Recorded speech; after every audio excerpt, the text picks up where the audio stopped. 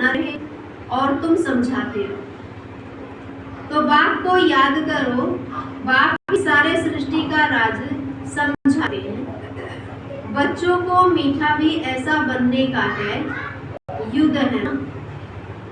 तो माया के तूफान भी बहुत आते हैं, सब सहन करना पड़ेगा। मीठा बनते रहे और सहन कर। तो बाप की याद में रहने से तूफान सब चले जाएंगे। हाथम तय का खेल बताते हैं ना। क्या खेल बताते हैं? मुख में मुलैरा डाल ले, माया भागेगी। तो मुख में मुलैरा डालते थे, माया चली जाती। तो मुलैरा निकालने से ही माया आ जाती है ना। मुलैरा निकालने से ही माया आ जाती। अब एग्जाम्पल क्या है? अभी कोई भी बात हो तो क्या कर रहे हैं? बाबा ने युक्ति बताई है, मुंह में पानी भर लो और उसको निकालना नहीं है। जो निकालना नहीं है, दूसरा हमें कुछ सारा है और हमारे मुंह में पानी है और हमें वो नहीं करना है, तो क्या बोल पाएंगे? नहीं ना। और फिर क्या हो जाएगा? क्या बच जाएगा? झगड़े से बच जाएगा। तो बाबा कहते माया आ जाती थी, छुई मुई होती है ना, हाथ लगाओ मुरझा जाते हैं। माया बड़ी तीखी है, इतना ऊंच पढ़ाई पढ़ते पढ़ते बैठे बैठे गिरा देती है। इसलिए बाप समझाते रहते हैं अपने को भाई भाई समझो, तो फिर हर बेहद से पार चली जाएगी। शरीर ही नहीं तो फिर दृष्टि कहाँ जाएगी?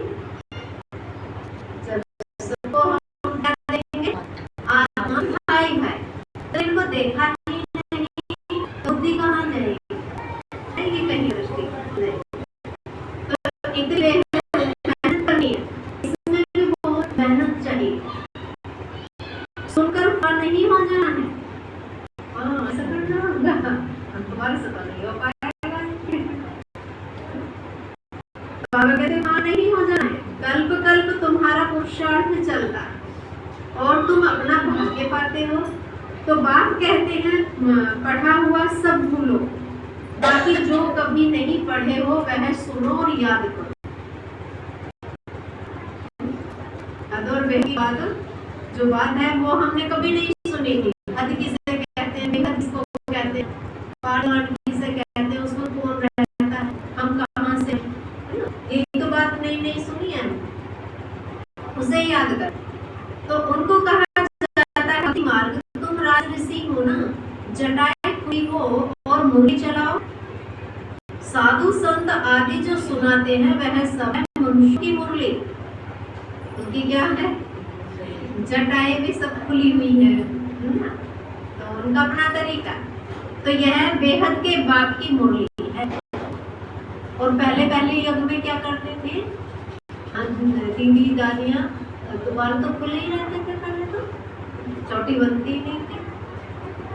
तो सतयुग त्रेता में तो ज्ञान के मुरली की दरकार ही नहीं, वो भक्ति की अपनी मुरली चलाते हैं, बाप बेहद की मुरली चलाते हैं।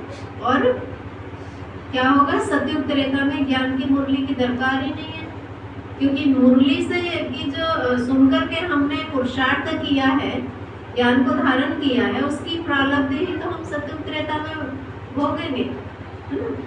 तो जहाँ न ज्ञान की न भक्ति की दरकार है, यह ज्ञान तुमको मिलता है इस संगम युग पर, और बाप ही देने वाला है, और कोई की ताकत नहीं जो यह ज्ञान दे सके।